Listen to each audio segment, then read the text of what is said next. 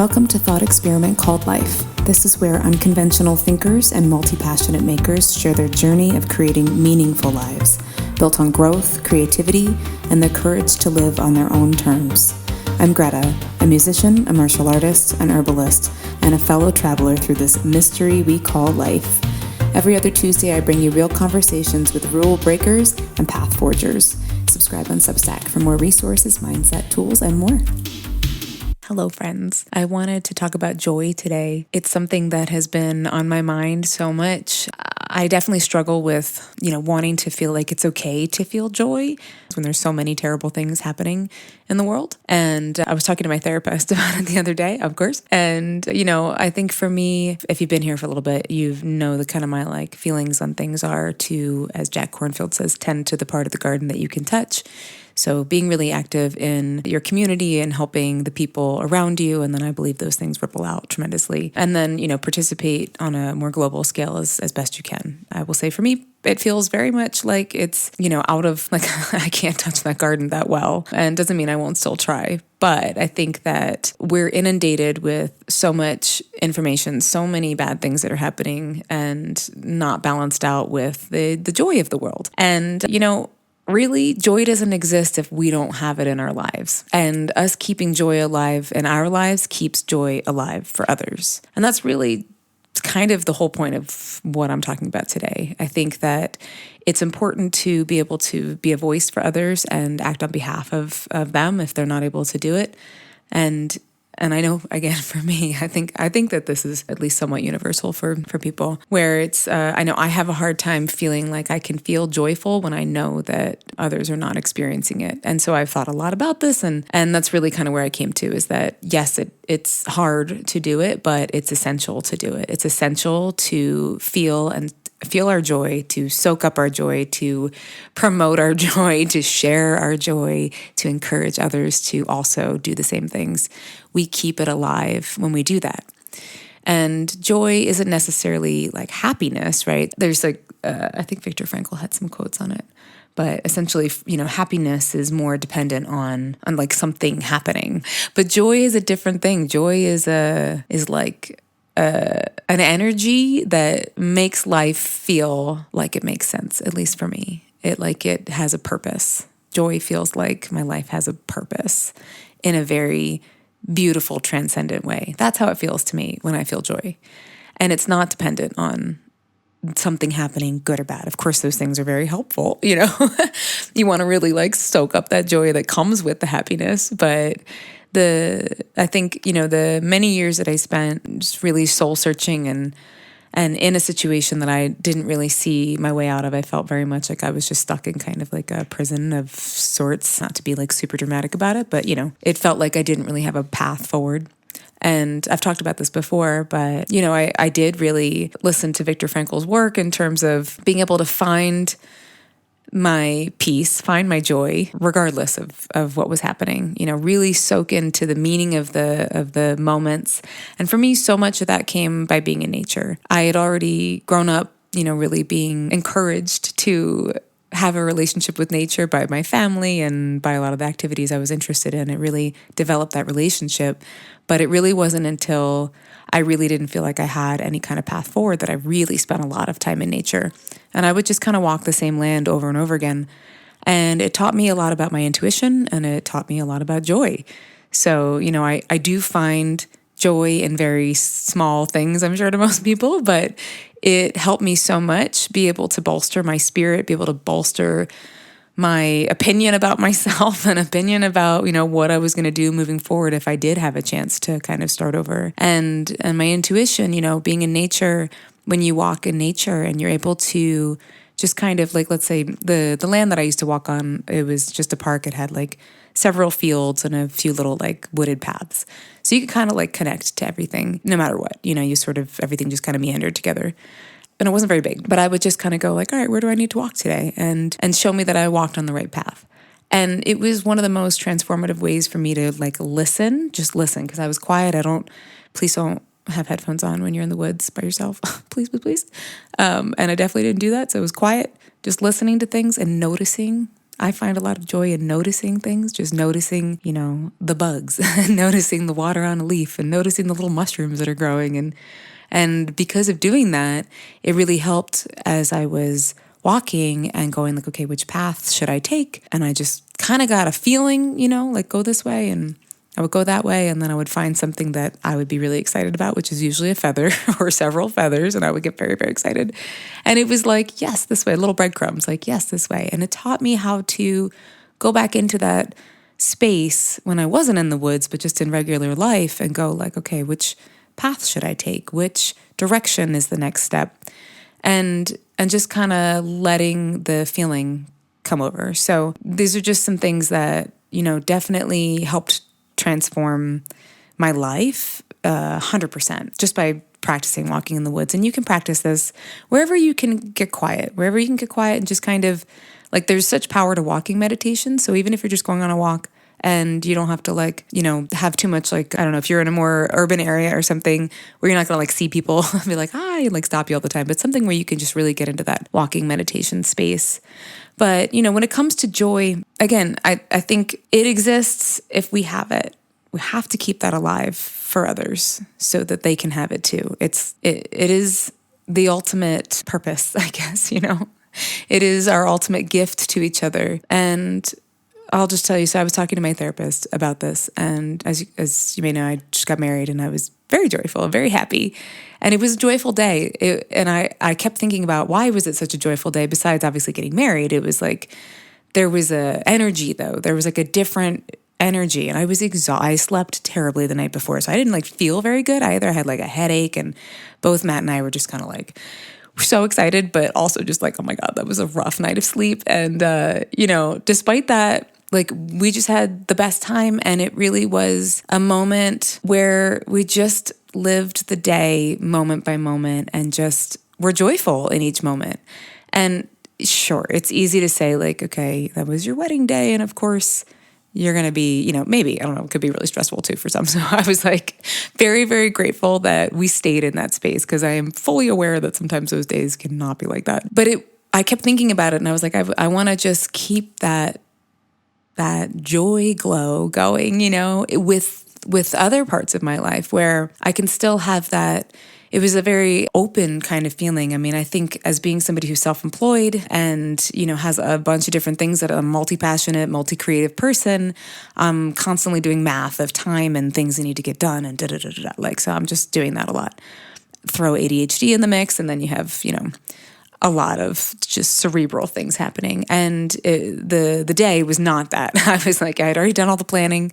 Pretty much any question anybody asked me after a certain point, I was I don't know, it's fine, figure it out. I'm going to just enjoy myself. So enjoy, and that's not possible in all days, for sure.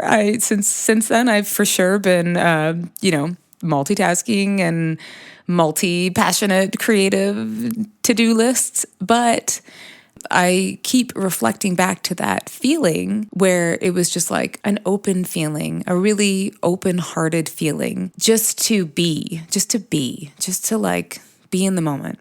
And so if there's something that, either it's a family vacation or just a really great day, we take little day trips into the mountains and get breakfast at, some little food truck kind of place or whatever, bring our coffee and just soak up all the nature. Again, obviously I'm huge on the nature portion, but that kind of it goes with the creative sort of thing. The creative path is a very open-minded kind of path. It's a very open, expansive way of approaching things, at least for me. So for me with the creative path, I don't really have any set determination of what things need to be, except for if I'm writing a song, I know it needs to be, or I'm trying to write a pop song or a dark pop song or a trailer or whatever, right? So I have the genre down. But besides that, I don't know anything else. I'm going to let my intuition guide me and the happy accidents along the way, and let it just be really open and expansive. But that kind of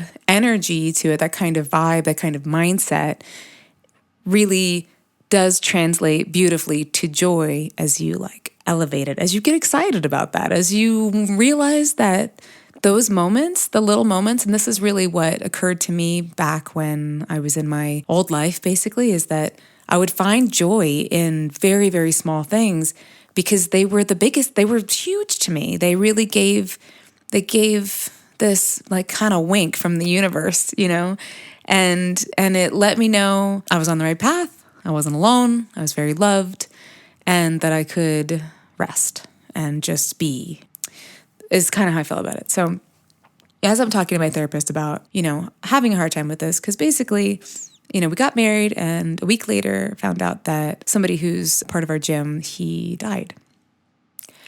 And it was so sad, like I didn't know him well. But he's it doesn't even matter. It's just the fact that, he has a 2-month-old and is newly married. And I'm sitting here going, how can I feel joyful when I know that they are devastated, And it's like, that's the point, that I should feel even more joyful because you have this gift right now, right? Like if you are in a stage of your life or in a season of your life where those things aren't happening, to be able to feel your joy as an honoring of those who are not feeling that way at that time, as a torchbearer to keep it alive, because we all go through things in life, right? Like life is full contact sport is how I always say it. And we need others to hold that torch for us as well. So it just kind of, for me, it really, obviously, broke my heart, absolutely broke my heart, and reminded me how precious life is, and reminded me how precious every moment I can soak up joy is, and to really appreciate the people around you, the ones you love, and your home, and the land, and all of the things that are life fulfilling, life affirming around you, to really soak up that joy, like really soak up that joy, like really feel every bit of that gift. And I think gratitude, we've talked about gratitude in our culture forever.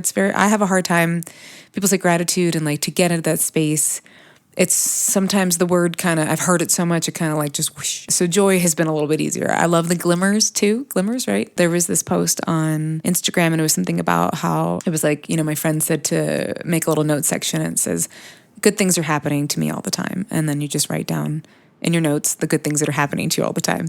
And I've been doing that, and I really like that. So that's been like a nice way to kind of just incorporate the quote unquote mundane moments, right? I think the mundane moments hold so much magic if we look at it the right way, which is the joy, So, talking to my therapist about it, we went through a whole thing. Of course I went, I started with like, it was wonderful. And I was like, really joyful. And I talked about some other things, and we came kind of circle back to this. And she said to me that, my joy in talking to her about the wedding, and I know, again, I feel like it's silly, like the wedding, I know weddings can be, it's an easy, but whatever. My joy in talking about the wedding lifted her spirits. Like she was like, I felt that. I felt it. And I needed that today. And I didn't even know I needed that. Like, thank you. And to me, this is, again, why I always talk about sharing our stories and to be the torchbearer for others. And that it really hit home to me because I have felt so much guilt about feeling joyful after just finding out that our gym member died, and I didn't know how to kind of hold both of those poses at the same time. And that's, your joy does lift others. Your joy is important. It's important to keep that alive. It's important to lift the spirits. And it's not something that erases anyone else's feelings, right? It is an energy that we need. It is a sacred energy, dare I say. It is a sacred energy. It is part of us. I think it is what gives life meaning. And it doesn't need to be dependent on something happening.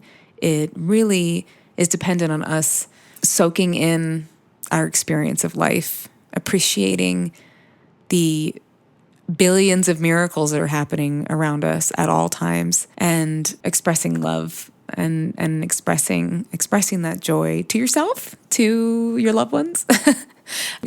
Find the ways that resonates with you the most. But I just felt like I wanted to share this today because I think I imagine if I'm feeling a certain way that there's at least, let's just say, 10 other people who might be feeling that way, right? It's probably lowballing it, but, I imagine if I'm feeling like I would feel so much guilt about feeling joyful or feeling joyful when I'm just seeing the horrors of the world, And I do try to repost good news things, not to be like, don't pay attention to the horrors, only look at the good things. I think that, for sure we can try to bypass bad things with our toxic positivity or whatever. But you know what? It's really important that we have positivity. It's really important that we are light bearers. It's really important that we continue to speak for joy and hold the container for joy for ourselves and for others. It is vital at this point, in my very humble opinion. So if there's something that you are feeling joyful about, however you want to memorialize that, however you want to reflect on that and soak that in, my camera roll is basically my journal. It's my photos of everything that make me feel something, and mostly cats and joy. So, there's plenty of meditations. I always recommend doing guided meditations. My sister has an incredible channel on YouTube and on TikTok where she does like 2 to 5 minute guided meditations. It may be like 1 to 5 minute guided meditations. And they're real short. And I think that those are really, like, something like that is really, really important, or is really, really helpful, I should say. It's a really great tool where you can just kind of dip in for a minute and connect with the things that lift your spirit, that keep you connected to something greater, around you. And of course, tending to our community, tending to the people who don't have a voice is always going to be paramount. But you also will be leading the way with your joy. So I hope this resonates. I hope this translates well. It's definitely something, as you, I'm sure, can tell. This is a process for sure. I'm going to continue to come back to this. There's some books that I just became aware of that are talking about joy, and I want to keep talking about it. I want to hear about the things that bring you joy. I want to hear about how you feel about this, I guess, how you relate to this, what comes up for you as well. I think all of our stories are so helpful and important. It's so important to pass those things along for others and to be a voice.